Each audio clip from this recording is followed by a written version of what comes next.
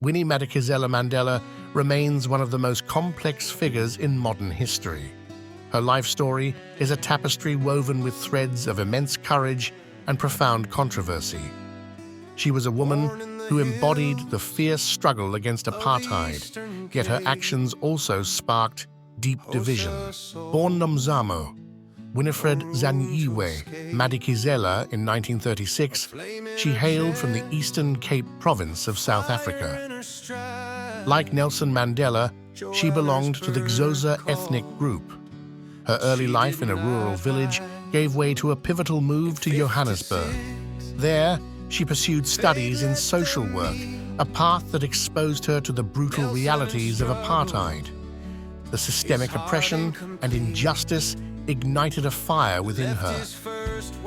She became deeply involved in the burgeoning political resistance movement. In 1956, Winnie met Nelson Mandela, then a rising star in the African National Congress. Their connection was immediate, rooted in shared ideals and a passionate commitment to liberation. Nelson was married at the time, but his unwavering dedication to the struggle had strained his first marriage. His then-wife, Evelyn Mase, urged him to abandon the political fight, a plea he could not heed.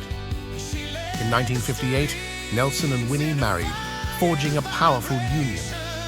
They were two souls bound by a common purpose, ready to confront the oppressive regime. However, history granted them little time together as a conventional couple.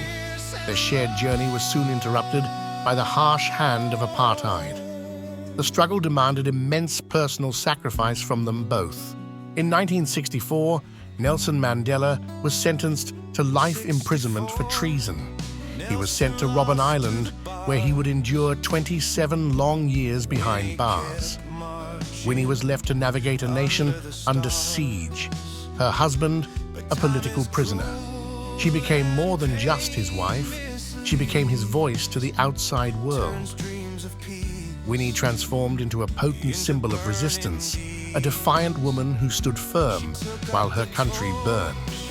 She was often hailed as the mother of the nation. Her unwavering spirit inspired countless South Africans.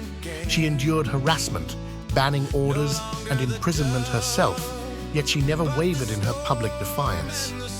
Her image became synonymous with the fight for freedom.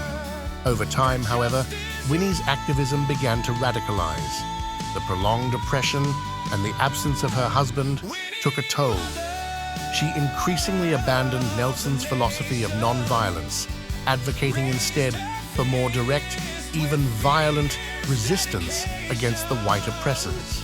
She surrounded herself with a militant entourage, most notably the infamous Mandela United Football Club. This period became fraught with controversy. Winnie was accused of serious human rights violations, including torture and murder. These allegations cast a dark shadow over her legacy. They presented a stark contrast to the non-violent principles Nelson Mandela championed. The complexities of her actions during this period continue to be debated. When Nelson Mandela was finally released from prison in 1990, the woman he embraced was profoundly changed. The years of separation and differing paths had taken their toll.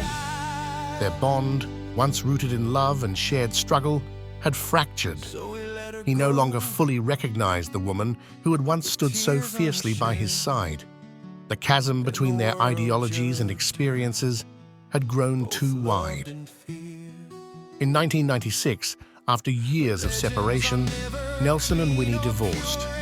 Despite the personal and political controversies, Winnie remained a towering figure in South African politics. She was admired by many as the enduring mother of the nation, yet condemned by others for her alleged crimes. Her public life continued to be a whirlwind of adoration and criticism.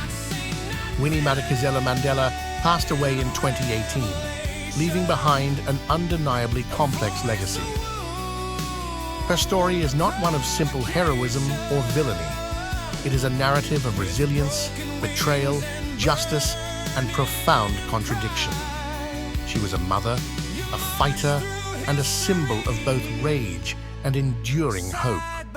Winnie was not a saint, nor was she a villain in the traditional sense.